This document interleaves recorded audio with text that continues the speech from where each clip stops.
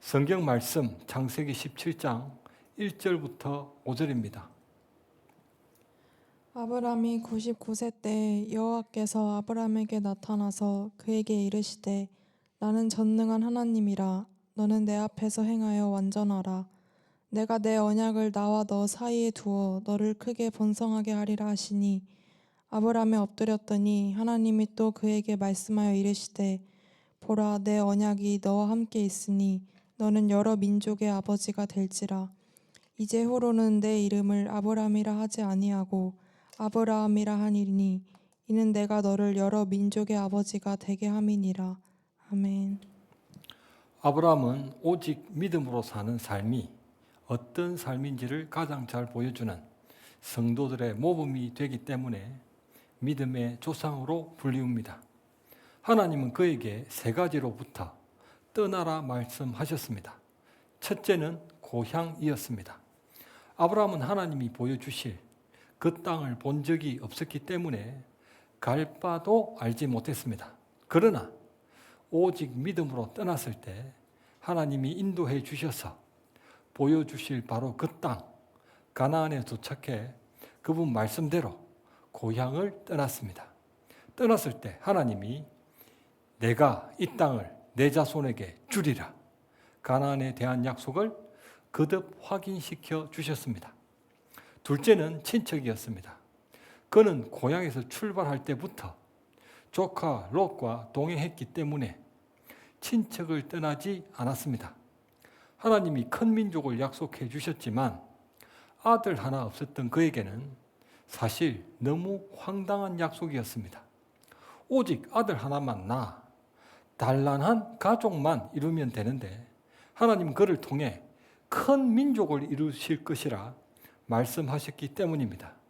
아브라함의 소원은 큰 민족이 아니라 단란한 가족이었기 때문에 혹시 아내가 임신하지 못할 경우 롯을 자기 양자로 삼기 위해 친척을 떠나기는커녕 조카를 아예 달고 다녔습니다. 그러나 롯이 자기 눈에 보기에 좋은 요단 동편 땅을 선택하고 소돔과 고모라로 옮겨갔기 때문에 아브라함은 가까스로 요단 동편 가나안에 남게 되면서 비로소 그 말씀대로 친척도 떠나게 되었습니다. 떠났을 때 하나님이 내가 내 자손이 땅에 티끌 같게 하리니 사람이 땅에 티끌을 능히 셀 수 있을진데 내 자손도 세리라. 큰 민족에 대한 약속도 거듭 확인시켜 주셨습니다. 그런데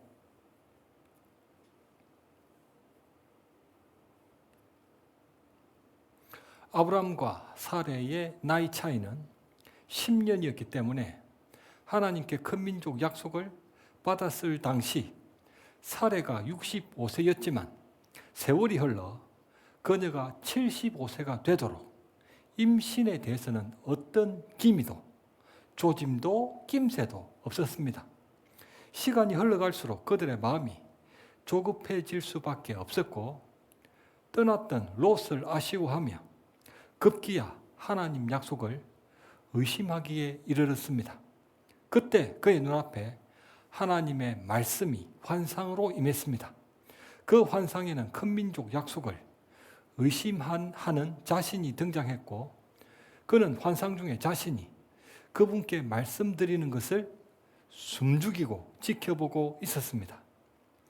성경 말씀 창세기 15장 2절부터 6절입니다. 아브람이 이르되 주 여호와여 무엇을 내게 주시려 하나이까?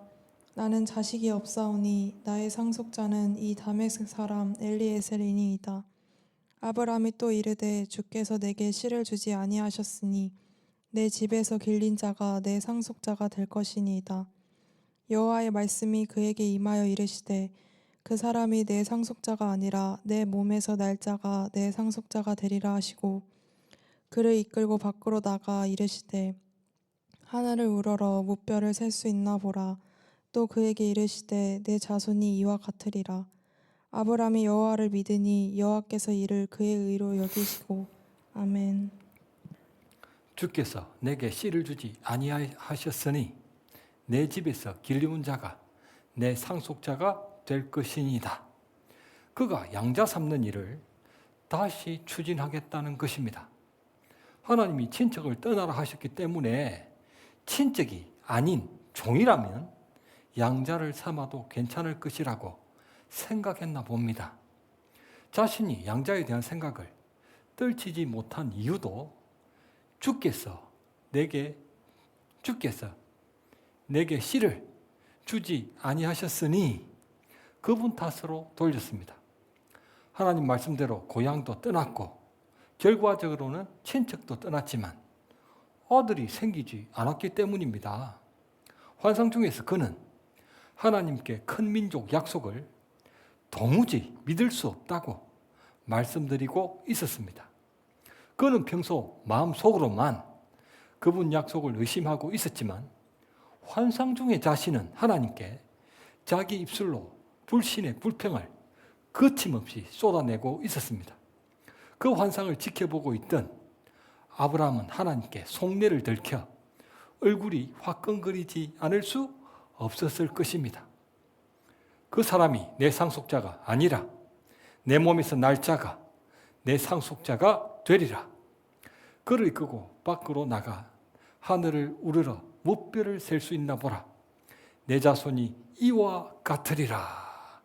하나님은 의심으로 가득했던 그에게 말씀해 주실 뿐 아니라 그 믿음을 북돋아 주시기 위해 최초로 그와 대화도 나누셨고 밤하늘의 엄청난 별들까지 보여주시면서 또다시 약속해 주셨습니다. 그제야 아브라함 마음에 평안이 깃들면서 다시 믿음이 샘솟았습니다. 아브라함이 여호와를 믿으니 여호와께서 이를 그의 의로 여기시니 성경에 언급되는 오직 믿음으로 의로워진다는 모든 구절은 바로 이 환상에서 비롯된 것입니다. 나는 이 땅을 내게 주어 소유를 삼게 하려고 우르에서 이끌어낸 여호와니라. 가나안 땅에 대한 말씀을 들은 아브라함은 어떤 여과도 없이 가나안에는 그가 소유한 땅이 단 한 평도 없다는 불만족스러운 자기 본심을 계속 쏟았습니다. 여호와여, 내가 이 땅을 소유로 받을 것을 무엇으로 알리까? 큰 민족뿐 아니라 가나안 땅에 대한 불신의 불평도 숨기지 않았습니다. 하나님은 그에게 암소를 비롯한 각종 짐승을 가져오라 말씀만 하셨음에도 불구하고 그가 그 모든 것의 중간도 쪼개고 마주 대하여도 놓았을 때 하나님이 그를 깊은 잠에 들게 하시는 환상을 지켜보았습니다. 그분은 가나안 땅을 아브라함이 차지하는 것이 아니라 사대가 지난 후에 그의 자손이 차지할 것이라 구체적으로 말씀해 주셨습니다. 그리고 하나님을 상징하는 횃불이 그 쪼갠 고기 사이로 홀로 지나갔습니다. 성경 말씀 예레미야 33장 18절입니다. 송아지를 둘로 쪼개고 그 두 조각 사이로 지나매 내 앞에 언약을 맺었으나. 아멘. 송아지를 둘로 쪼개고 그 조각 사이로 지나매 내 앞에 언약을 맺었으나. 고대 중건동 지방에서는 약속한 두 당사자가 짐승을 둘로 쪼개고 피가 흥건한 그 짐승의 두 조각 사이로 함께 지나가는 의식을 하곤 했습니다. 만일 약속을 어길 시에는 쪼개진 짐승처럼 되어도 좋다는 목숨을 거는 맹세의식이었습니다. 당시 그 맹세의식은 아브라함도 잘 알고 있었던 보편적인 의식이었습니다. 그렇기 때문에 하나님이 그에게 각종 짐승을 가져오라고 말씀만 하셨음에도 불구하고 그는 맹세의식을 준비하라는 의미라는 것을 알아듣고 모든 것들의 중간도 쪼개고 마주 대하여 놓을 수도 있었습니다. 해가 져서 어두울 때에 연기 나는 화로가 보이며 타는 횃불이 쪼갠 고기 사이로 지나가더라. 원래 그 맹세의식은 피가 흥건한 쪼개진 짐승 사이를 약속한 두 당사자가 함께 지나가야만 했습니다. 그러나 정말 놀랍게도 그 쪼개진 짐승 사이를 아브라함이 환상을 지켜보는 그 앞에서 그와 함께가 아닌 오직 타는 횃불만 홀로 지나갔습니다. 만일 큰 민족과 가나안 땅과 복이 되는 그 약속이 지켜지지 않을 경우에는 하나님이 그 모든 책임을 지시고 그 쪼개진 짐승처럼 되어도 좋다는 맹세를 하셨습니다. 여호와 하나님은 천지를 만드신 창조자, 우주를 다스리시는 통치자, 역사를 심판하시는 심판자시기 때문에 아브라함에게 오직 말씀으로 약속만 해주셔도 충분했습니다. 그럼에도 불구하고 죄인에 불과한 그에게 그 믿음을 북돋아 주시기 위해 밤하늘의 엄청난 별들을 보여주신 것에 이어 맹세를 의미하는 퍼포먼스까지 스스로 행하시는 것도 보여주시는 정말 엄청난 광경이었습니다. 혹시 우리가 모르는 순간에 약속의 두 당사자가 그 쪼개진 짐승 사이를 함께 지나갔던 당시 맹세 의식대로 아브라함도 그 횃불을 뒤따라 함께 지나갔던 건 아닐까요? 아닙니다. 왜냐하면 그 환상 중에 깊은 잠에 빠져 꿈쩍도 하지 않는 아브라함 자신을 지켜보고 있는 중이었기 때문입니다. 아브라함은 지금 환상을 통해 깊은 잠에 빠져 있는 자신을 보고 있었기 때문에 깊은 잠에 빠져 있는 아브라함이 그 횃불을 뒤를 따라 들어갔을 리가 없다는 것입니다.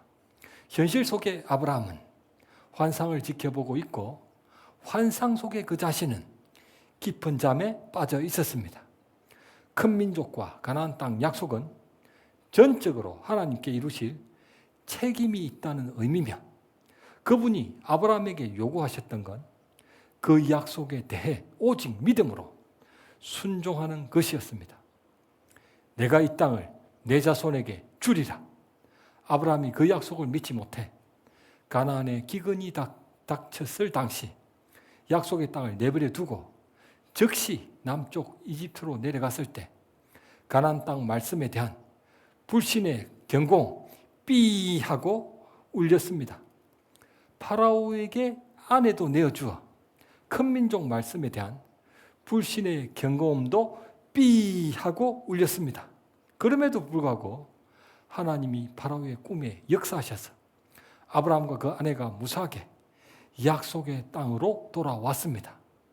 돌아와서 땅 문제로 롯과 분쟁이 생겼을 당시는 롯에게 약속의 땅을 넘겨주고 소돔과 고모라로 넘어갈 결심까지 했을 때도 가나안 땅 말씀에 대한 불신의 경고음이 삐 하고 울렸습니다. 하나님은 그분이 보시기에 좋은 약속의 땅이 아니라 롯이 자기가 마치 하나님이나 된다는 듯 선과 악, 좋은과 좋지 않음을 판단하며 자기 눈에 보기에 좋은 대로 소돔과 고모라를 선택할 줄 아셨습니다. 그래서 아브라함을 벌하셨던 것이 아니라 지켜보고 기다려 주셨기 때문에 그가 자신의 의지가 아닌 하나님의 인도하심으로 말미암아 가까스로 약속의 땅에 남아 있을 수 있었습니다. 그것이 바로 피가 흥건한 쪼개진 짐승 사이를 아브라함과 함께가 아닌 하나님을 상징하는 횃불만 오직 홀로 지나갔던 맹세의식의 의미였습니다. 내가 이 땅을 내 자손에게 주리라. 하나님의 모든 약속은 전적으로 그분께 이루실 책임이 있고 그분이 성도들에게 요구하시는 건 그 약속에 대해 오직 믿음으로 순종하는 것입니다. 성경 말씀 창세기 16장 1절부터 3절입니다. 아브람의 아내 사레는 출산하지 못하였고 그에게 한 여종이 있으니 애굽 사람이요 이름은 하갈이라. 사레가 아브람에게 이르되 여호와께서 내 출산을 허락하지 아니하셨으니 원하건대 내 여종에게 들어가라. 내가 혹 그로 말미암아 자녀를 얻을까 하노라 하매 아브람이 사레의 말을 들으니라.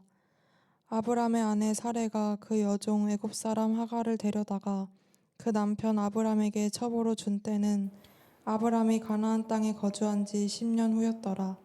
아멘. 아브람이 가나안 땅에 거주한 지 10년 후였더라. 아브람과 사레 부부가 고향을 떠나온 지 10년이 훌쩍 지나 아브람은 85세, 사레는 75세가 되도록 출산을 하지 못했기 때문에 하나님의 약속을 기다릴 만큼 기다렸다며 믿음이 바닥을 드러내고 있었습니다. 사레는 자신이 75세나 되자 나이가 너무 많아 더 이상 출산을 기대할 수 있는 몸 상태가 아니라고 판단했기 때문에 사실상 임신을 포기하고 여종 하갈을 통해서라도 아들을 얻기 위해 아브람에게 하갈을 첩으로 주었습니다. 주께서 내게 씨를 주지 아니하셨으니 내 집에서 길리운 자가 내 상속자가 될 것이니이다. 아브람처럼 사레도 자기가 마치 하나님이나 된다는 듯 여호와께서 내 출산을 허락하지 아니하셨으니 내가 혹 그로 말미암아 자녀를 얻을까 하노라. 하나님이 자기 출산을 허락하지 않겠다는 말씀을 하신 적도 없는데 사례는 그분 약속이 아니라 자기 느낌과 생각에서 비롯된 자기 진심과 열심으로 큰 민족 약속을 이루려고 했습니다.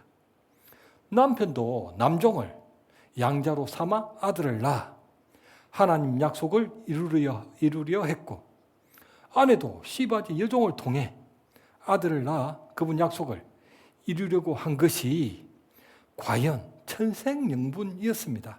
그러나 양자도 시바지도 하나님의 방법이 아니었습니다. 하나님의 방법은 그분 언약에 대한 오직 믿음이었지만 그렇게 아브라함은 아내가 아닌 첩으로부터 이스마엘을 얻고 말았습니다. 아브라함이 99세 때 하나님이 그에게 말씀하셨습니다. 나는 전능한 하나님이라. 너는 내 앞에서 행하여 완전하라. 내가 내 언약을 너와 나 사이에 두어 너를 크게 번성하게 하리라. 창세기 17장은 그 시작 1절에도 그 마지막 24절에도 아브라함의 나이가 99세라는 것을 거듭 언급하며 하나님께 처음 약속을 받은 지 24년이나 지나가 버렸기 때문에 사레의 나이도 99세나 89세나 되었다는 걸 드러내고 있습니다. 그들이 출산하기에는 정말 무능한 상태가 되었다는 것을 서술하고 있습니다. 그럼에도 불구하고 나는 전능한 하나님이라. 너는 내 앞에서 행하여 완전하라.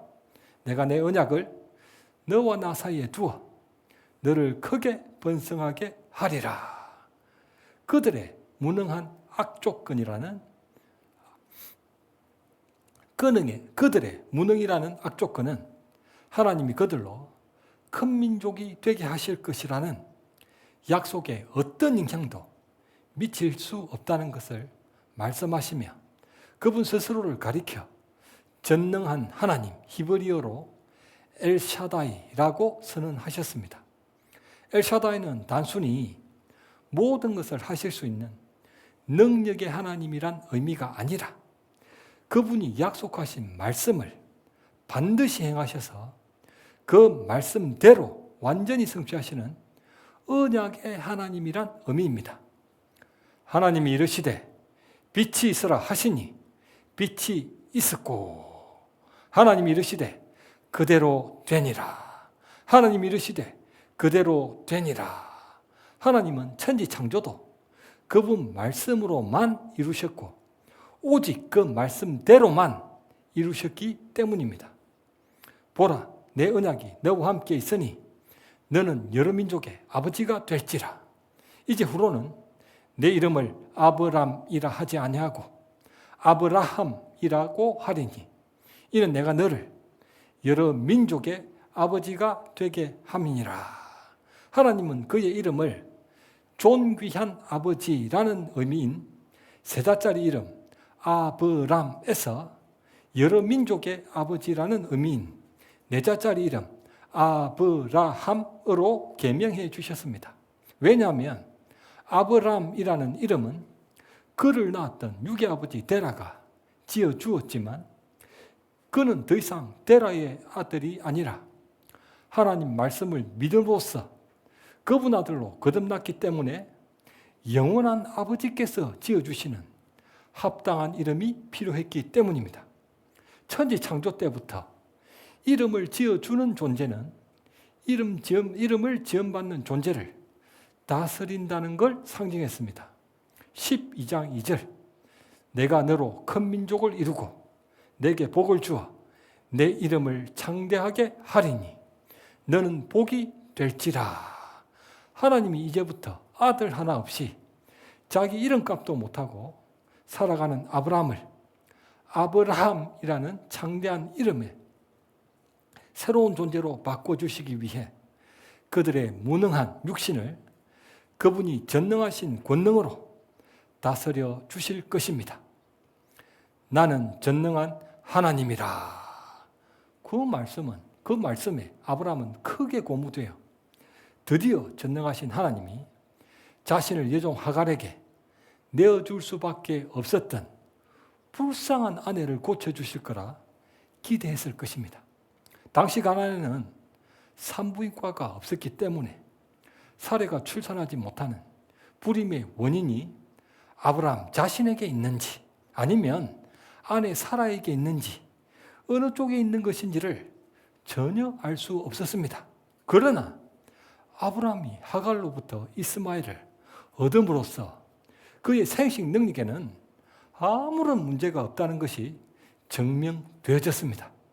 불임의 모든 원인은 바로 사례에게 있었다는 것이 드러났기 때문에 전능하신 하나님이 아내를 고쳐주실 것이라며 들떴을 것입니다. 성경 말씀 창세기 17장 9절부터 11절입니다. 하나님이 또 아브라함에게 이르시되 그런즉 너는 내 언약을 지키고 내 후손도 대대로 지키라.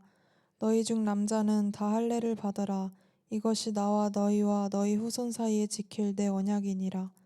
너희는 포피를 베어라. 이것이 나와 너희 사이에 언약의 표징이니라. 아멘. 너희는 포피를 베어라. 이것이 나와 너희 사이에 언약의 표징이니라. 하나님은 아브라함에게 당시 수술용 칼로 사용되던 부싯돌로 마치 지금의 포경 수술처럼 성기의 껍질만 잘라내라고 말씀하셨지만 할례에 대해 생소했던 그에게는 부싯돌로 그의 성기를 잘라내라는 마치 거세를 하라는 말처럼 들렸을 것입니다. 불임의 모든 원인이 아내에게 있다는 것이 드러났음에도 불구하고 아내에게 수술용 칼을 갖다 대시는 것이 아니라 자신에게 자기 성기를 스스로 잘라버리라는 그 말씀이 이해될 리 없습니다. 불임의 원인은 사라에게 있다는 것이 분명해졌는데 처방은 아브라함에게 내려졌습니다. 목표는 자식을 얻는 것이었지만 이스마엘까지 검증된 유일한 가능성이라 할 수 있는 자기 성기에 칼을 갖다 대라는 것입니다. 그는 하나님의 처방에 결코 동의할 수 없었습니다. 오직 한 아들 하나만 기다리는 그에게 자기 성기를 스스로 잘라버리라는 말씀은 고향을 떠나기 전에 큰 민족을 이루게 하실 것이라는 처음 그 말씀보다 더욱 황당했고 충격적이었습니다.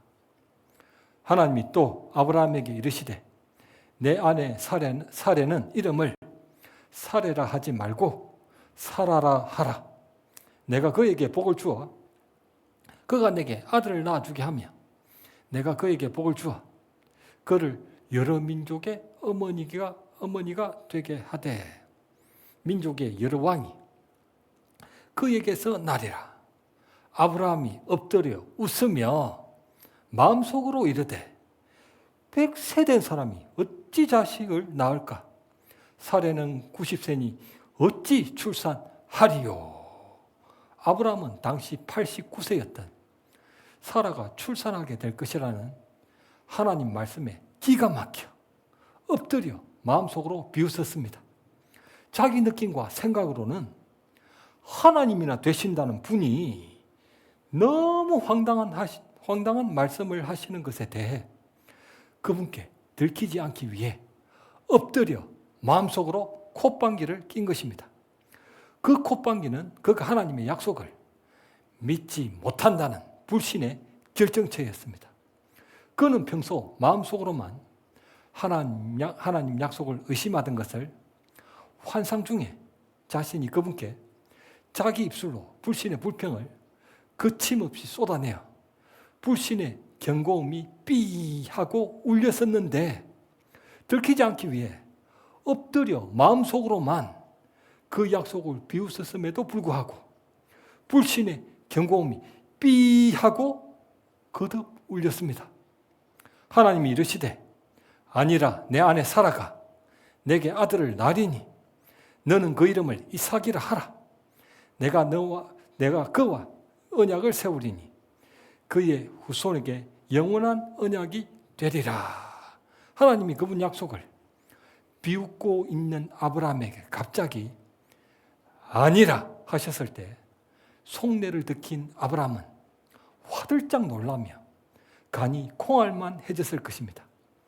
내 아내 사라가 내게 아들을 낳으리니 너는 그 이름을 이삭이라 하라. 이삭이라는 히브리어 이름 이자하크는 웃음이라는 의미입니다. 왜 하나님이 아브라함에게 태어날 아들 이름을 웃음이라고 지어라 하셨을까요? 아브라함이 하나님 언약에 대해 콧방귀를 뿡뿡 뀌었기 때문입니다. 아브라함은 전능하신 하나님 엘샤다이 하나님께 자기 속내를 들키고서야 그분 약속을 오직 믿음으로써 자신과 집안 모든 남자들에게 할례를 행할 수 있었습니다. 그제야 말로만 믿는 것이 아니라 진심으로 믿었기 때문입니다. 하나님의 약속을 자기 느낌과 생각에서 비롯된 자기 진심과 열심으로 이루려고 했던 양자나 시바지는 하나님의 방법이 아닙니다. 나는 전능한 하나님이라. 너는 내 앞에서 행하여 완전하라. 내가 내 언약을 나와 너 사이에 두어 너를 크게 번성하게 하리라. 하나님의 방법은 그분 언약에 대한 오직 믿음입니다. 남편이 할례를 행하는 것과 그렇지 않은 것은 아내의 임신에 어떤 영향도 미치지 못하기 때문에 임신과 할례는 아무 상관이 없습니다. 할례를 받고 안 받고는 아내가 임신하느냐 안 하느냐에 어떤 영향도 미치지 못한다는 것입니다. 그러나 하나님의 약속을 참으로 믿는다면 순종할 것이고 믿지 않는다면 불순종할 것입니다. 따라서 하나님이 아브라함에게 잘라버리라고 명령하신 것은 그의 성기포피가 아니라 자기 느낌과 생각에서 비롯된 모든 인간적인 가능성과 불신이었습니다.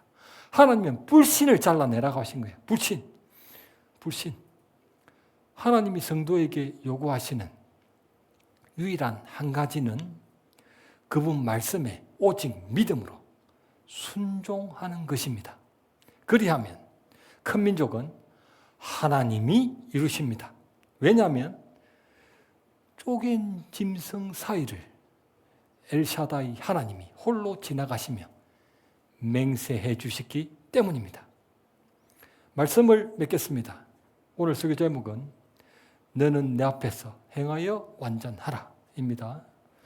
아브라함으로부터 시작된 할례는 기독교에서 세례로 완성되었습니다. 세례도 머리에 물을 뿌리는 의식이 아니라 자기 느낌과 생각에서 비롯된 모든 인간적인 가능성을 물속에 잠기게 하여 죽이고 오직 믿음으로 순종하는 하나님의 아들로 거듭나는 것입니다. 너는 내 앞에서 행하여 완전하라. 우리 모두는 하나님 앞에서 그 말씀에 순종하는 완전한 믿음의 자녀들로 세워지시길 우리 주님의 이름으로 간절히 축원합니다.